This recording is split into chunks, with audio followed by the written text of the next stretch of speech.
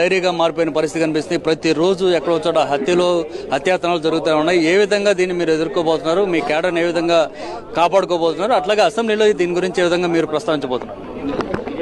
ఈ రోజు నిజంగా రావణ కాష్ట అనడానికి ఏదైతే చెప్తా ఉన్నామో దానికి అద్దం పట్టే విధంగా తెలుగుదేశం పార్టీ వాళ్ళు ప్రవర్తిస్తున్నారు. మరీ ముఖ్యంగా అధికారులను ఉపయోగించి, అధికారంలో ఉన్న వాళ్ళని ఉపయోగించి కూడా పార్టీ క్యాడర్ మీద ప్రెషర్ తీసుకొచ్చి ఏదర్ మా పార్టీలన్నా జాయిన్ అయిపోండి లేదా మిమ్మల్ని జైల్లో వేసి ఇబ్బంది పెడతామని చెప్పేటటువంటి విధంగా ప్రవర్తిస్తా ఉన్నారు. ఖచ్చితంగా వీటన్నిటికీ కూడా అంతం అనేది ప్రజలే వీళ్ళకి బుద్ధి చెప్తారని కూడా చేస్తాను. అసెంబ్లీలో కూడా దీని గురించి గట్టిగా గలం విప్పుతాం, కౌన్సిల్లో కూడా మాట్లాడతాము మేము దీని గురించి.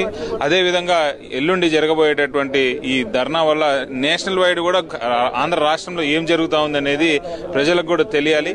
ఇది ఇమ్మీడియట్ గా ఆగాలి ఎటువంటి పరిస్థితుల్లో కూడా. సో మీ జిల్లాలో చూసాం, కొద్ది రోజుల క్రితమే మిథున్ రెడ్డి ఎంపీ మీద కూడా దాడి చేసిన ప్రయత్నం. ఎందుకని ప్రజాప్రతినిధులు కూడా రాష్ట్రంలో రక్షణ లేకుండా పోతుందంటే ఏం చెప్తారు?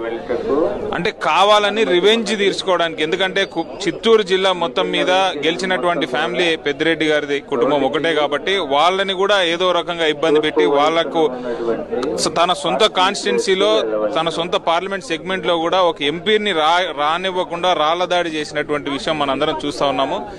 అసలు లా అండ్ ఆర్డర్ అనేది ఈ రాష్ట్రంలో లేకుండా పోయింది. పోలీస్ అందరూ కూడా పక్క నుండి వీళ్ళతో వాళ్ళు చెప్పినట్టు విని పనిచేస్తున్నారు అనేటటువంటి డౌట్ కూడా మాకు వస్తూ ఉంది. కాబట్టి ఎటువంటి పరిస్థితుల్లో కూడా వీటన్నిటికీ ఒక ఫుల్ స్టాప్ పెట్టే విధంగా మేము ప్రవర్తిస్తాం. ఓకే, ఈ 40